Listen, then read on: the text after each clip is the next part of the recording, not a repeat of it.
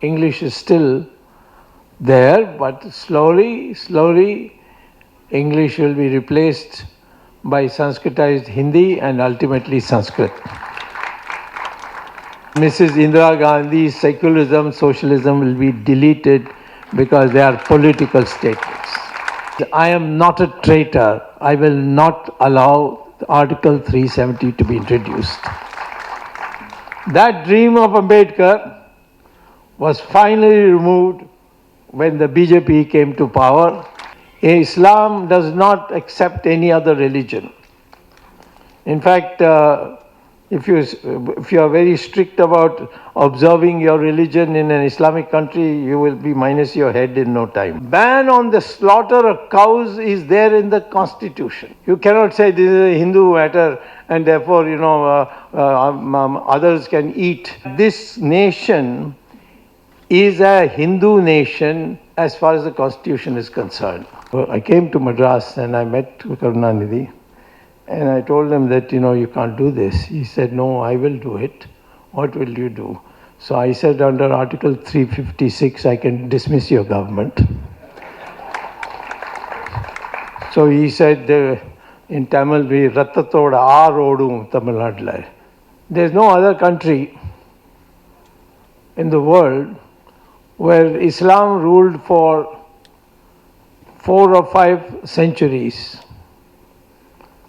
And still it became a minority and finally was wiped out. The British ruled here for 200 years and the only thing that is left behind is English language. Everything else has disappeared.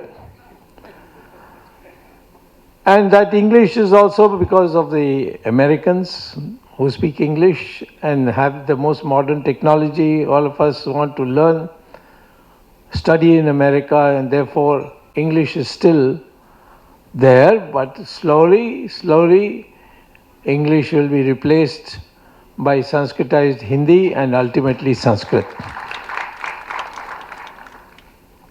Today I came here because the DMK was targeting the Hindu religion.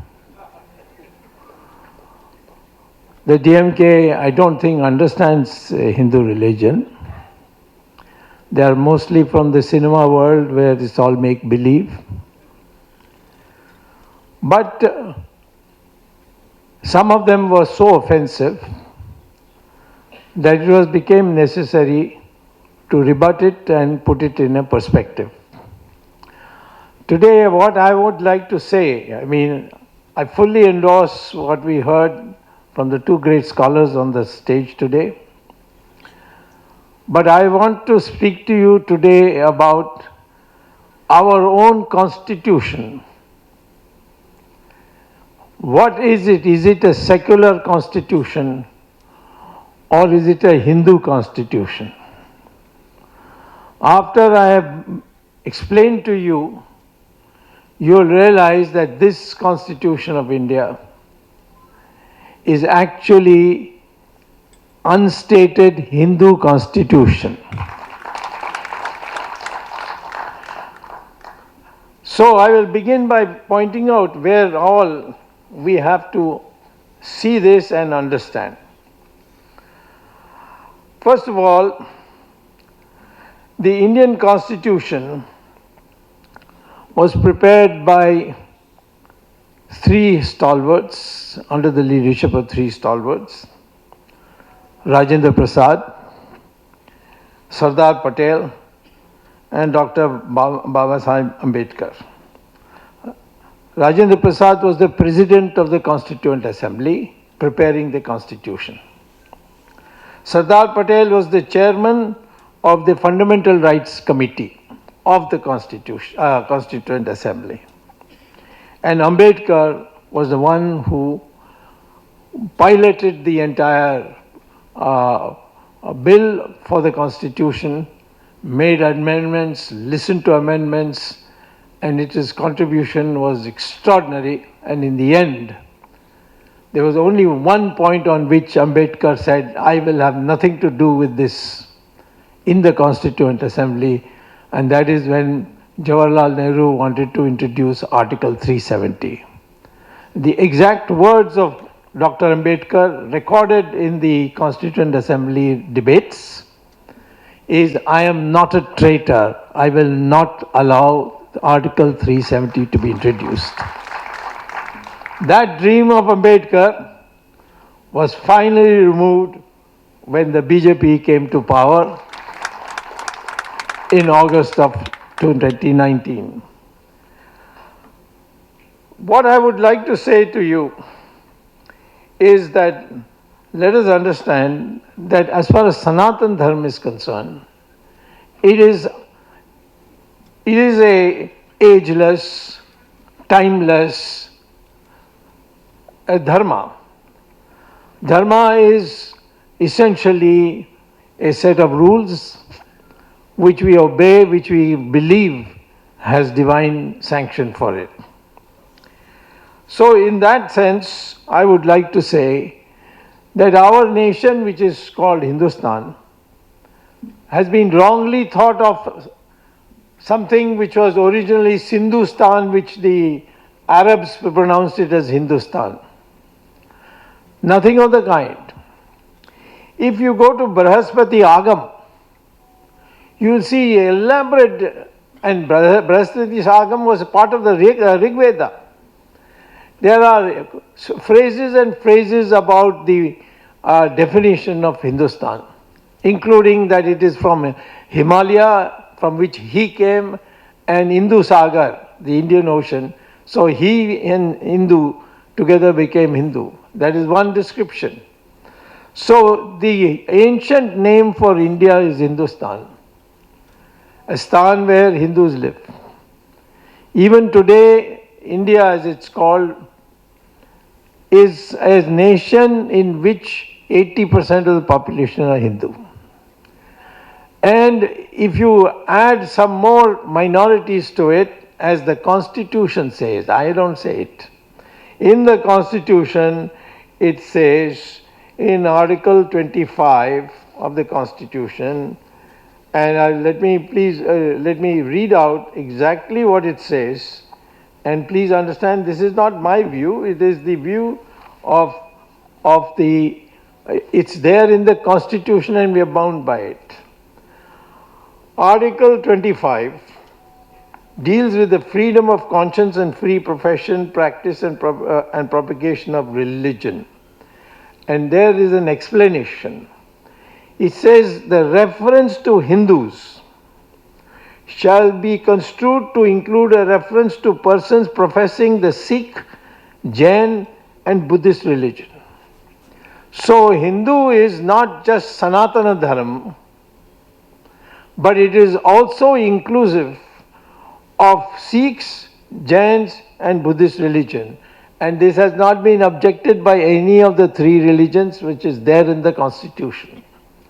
So the first thing I would like to mention to you about the Constitution is that it has defined Hinduism is of course Sanatan Dharma, but at the same time it says it becomes Hinduism when you add these three religions as well. They are distinct religions. Of course they came out of Hinduism, they came out of India, they are not foreign religions, they didn't come from abroad. But still, he said these are distinctive religions, and that is why we speak about that in these terms. Now, the Constitution consists of the preamble. Please understand what this preamble is. Preamble is not part of the Constitution. Preamble is what the people of India, upon getting the freedom from the freedom struggle against the British, they proposed to the Constituent Assembly what India should be guided by. And that comes right in the beginning of the Constitution. And again I will read it out because this is something you must know. What it says in the preamble: "We the people of India, having solemnly resolved to constitute India into a sovereign democratic republic and to secure to all citizens justice, which means social, economic, and political justice, liberty of thought, expression, belief, faith, and worship, liberty to believe in your faith, in your worship. Now, this is a statement which only Hinduism has. Islam does not accept any other religion. In fact, if you are very strict about observing your religion in an Islamic country, you will be minus your head in no time. Then it says equality of status and of opportunity, and to promote them all. This is also there in the preamble of the Constitution. And finally, fraternity, assuring the dignity of the individual and the integrity of the nation. In the emergency, that is in 1976, the period of 1976, Mrs. Indira Gandhi's government introduced two more words into the preamble, and that was socialism and secularism. Now, there is no way by which an amendment of the preamble can be made. Preamble comes before the Constitution. So how can you amend the Constitution to include it in the preamble? So I have filed a case in the Supreme Court, and it will come in January, and Mrs. Indira Gandhi's secularism, socialism will be deleted because they are political statements. Now, thereafter, we have, after the preamble, so when you say Constitution, and you're talking about Sanatana Dharma, you have to see it in the context of the Constitution. Then the first thing you must be aware of is preamble, and the preamble gives you complete freedom, and it says justice, liberty, equality, fraternity. And these are there in almost no constitution. To some extent, the American Constitution has part of it, but no other constitution has such a complete, clear statement. Now, the Constitution also consists of fundamental rights, and these fundamental rights are extremely important, and they come from it starts with Article 14, where it's a fundamental right for equality between individuals. But then it goes on. There are other things. There's abolition of untouchability, because untouchability was never part of Hinduism. It was a growth which took place at a period when India was not in its peak of its culture, and it's on Article 17 of the Constitution. It is clearly stated that the untouchability is abolished in this one short line. And whether it is in practice still there, not there, those are secondary matters. It is something that has to go, and each of us have to fight for it. And people, we are all the same people. How do I know that we are all the same people? The DNA studies. The DNA studies, which have now been published in the University of Cambridge Journal of Biology and Genetics, the Houston University in the United States, their publication, and the Mysore University's publication, all of them have brought out all the DNA studies and say that Indians from Kashmir to Kanyakumari, they all have the same DNA. Skin color may be different because of the pigmentation changes that take place due to the exposure to the hot sun. And where the sun is not hot, or at least doesn't fall directly on the people, and therefore like in Kashmir, the skin color can be different. But skin color has got nothing to do with the DNA. DNA studies show that we are Indians from Kanyakumari to Kashmir, and from Jamnagar to, shall I say, Manipur. There may be people who may have come at the fringes, but broadly speaking, 99% of the Indians are the same, have the same DNA. So our DNA is the same. So Aryan Dravidian business is misinterpreted. Dravidian is a word in Sanskrit which Adi Shankara created when he began his Padyatra from Kerala to Kashmir. And on the way at one place where he charged everywhere, he was fighting Buddhism, the harder version of Buddhism, not Mahayana Buddhism. Mahayana Buddhism by then had mingled with Hinduism and had become very broad-minded, and therefore today in the constitution is included as part of the Hinduism. Sikhism, Buddhism, and Jainism, they are considered as a part of the word Hinduism. We who are not Buddhists, we who are not, we are not Sikhs, or we are not Jains, we are called Sanatana Dharma people. Sanatana Dharma is different from the word. The Hindu is a broader word, and as Bindu, all these were born in India, and therefore it is taken together. There in every part DNA is the same. I had once an experience of a debate with Owaisi in Hyderabad, and he said that we are different people, and we came from Arabia, and we are Aryans and you are Dravidians. So I told him that let us go to the biological laboratory in Hyderabad and test our DNA. And still today he has not come, because he knows what will come out of that, and his propaganda will be destroyed. So I want you to understand that when we say Sanatan Dharma and the Constitution is very clear.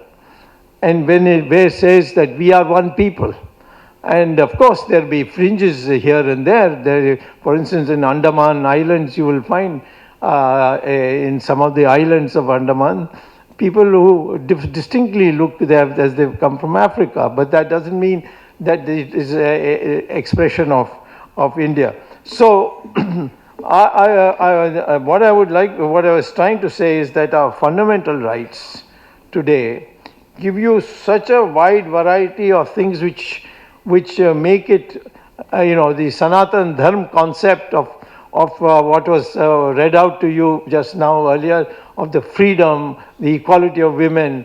I mean, the equality of women you see today, women today may be not having the status they had, but if you look at the gods, all the important portfolios of Brahma were distributed to women gods. For instance, finance went to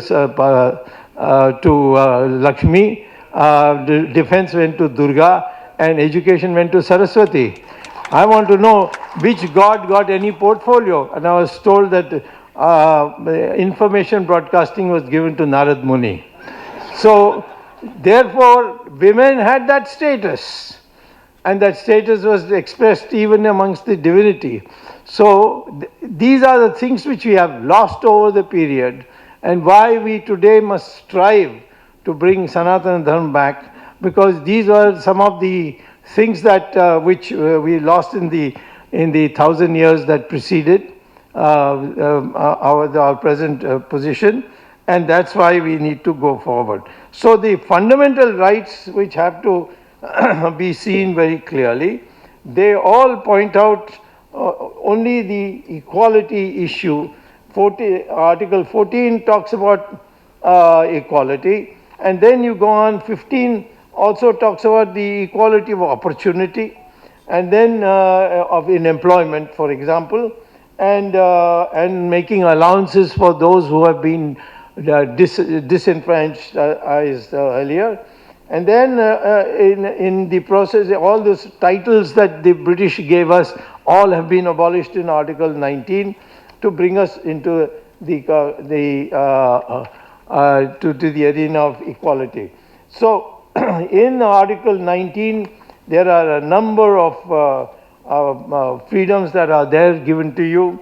And when I read out to that, freedom to speak, speech and expression, but it is subject to reasonable restrictions. It is preceded with the idea that you have freedom to speak, you have freedom to express your views, but it must be subject to some reasonable restrictions. You can't abuse anybody you like, you cannot say speak vulgarity and so on. But otherwise, in terms of expressing opinion, the Constitution guarantees you that freedom. Same thing that you have a freedom to travel throughout India freely. You have a right to reside anywhere in India freely, and so on. And this is what the DMK is unable to understand, that they are not real Dravidians. They are people who are uneducated people who are misusing the word Dravidian. The word Dravidian was created by Adi Shankara, who, when he was on his way, he was asked, who are you? And he said, I'm a Dravida Shishu. And he explained it is two words which were merged into one. Tra means three, Vid means coast. So where the three coasts meet, that is where he came from. He came from Kerala. So Dravida is a regional term, and the DMK has made it into a racial term without even studying the matter and reading. Of course, they've been also coming from cinema, so they do not have a clear understanding of our history. So I am asking you today to understand that we Indians are all one, and Sanatana Dharma applies to all of us, equally those who are Hindus. And so therefore, in that context, we have to see our constitution. We also have some clauses of the constitution which are called directive principles. Let me read out some of the directive principles that you have in our constitution. First, I'll read not all of them, but first is Uniform Civil Code. This Uniform Civil Code applies to women and men equally in all religions. And now slowly it has started coming. The present government in Delhi has taken a number of short steps, but it's not yet fully reached a stage where we say, no, one man, one woman, equal rights to wealth and rights and so on. So these are things which are in our constitution, and it says that the state shall endeavor to secure the citizens a uniform civil code throughout the territory of India. Uniform civil code for social matters, and particularly in the case of marriages and so on. In marriages, when men and women are equal, they cannot be made unequal, and as has been in the past, and that may be due to the foreign invasion in our country, which led to women being protected, and then ultimately led to women being enslaved in some ways, and that has to undergo a change. Now, of course, slowly we are finding that women are increasingly improving their positions and so on. We also have a set of duties which strengthen your position on Sanatana Dharma. And I don't want to read those. Those are things that you can read it. They are called, it's in Article 51A, and they're called fundamental duties that are imposed on the people. We have fundamental rights and we have fundamental duties. Fundamental rights is mandatory for the government to protect and implement, and the courts to protect you on that in case it is violated and the government doesn't do anything for you. Then the fundamental rights can be pursued in the courts of law. Fundamental duties cannot be taken up by law, it cannot be taken by, but this is something the government must deliver. So it is an issue on which you can fight with the government, but at the moment those are rights which give you extraordinary power, and this is something that you should be able to read and understand. So now I come to another article which should explain to you something which it's again a part of Hinduism and is there in the Constitution. And what does it say? That it's Article 48, and it says that the state shall endeavor to organize agriculture and animal husbandry on modern and scientific lines, etc., take steps to preserving and improving the breeds of cows and prohibiting slaughter of cows and cows. So the ban on the slaughter of cows is there in the Constitution. You cannot say this is a Hindu matter and therefore, others can eat cows, but if the Hindus don't want to eat, they need not. But we have a right. No. This Constitution says in India, cows shall not be slaughtered under any circumstance. And so let people understand that. So similarly, there is these values finally into the totality of it is this, that our Sanatana Dharma, which is the ancient law, has been converted into the Constitution of India. It has been incorporated in the Constitution of India. And when the Constitution of India says something, it is clear that this nation is a Hindu nation as far as the Constitution is concerned. And that comes out very clearly when it says that liberty of thought, expression, belief, faith, and worship, that everyone has a liberty to follow the religion he wants. That is not there in Saudi Arabia. That's not there in UAE. That is not there in Afghanistan. So it's not there in a number of countries in Europe which are Christian countries and which were originally part of Yugoslavia and all is broken up to pieces.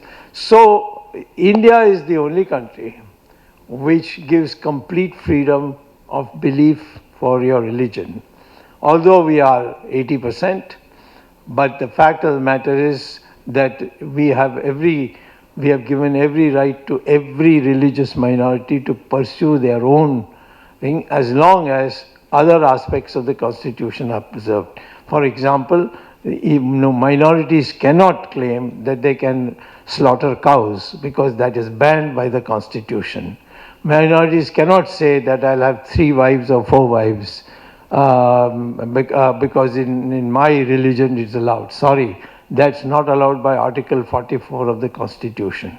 So put together, Sanatan Dharma is, as it was explained to you very clearly, it was far more modern than anyone has understood. It has had such principles which today we need to recover and implement.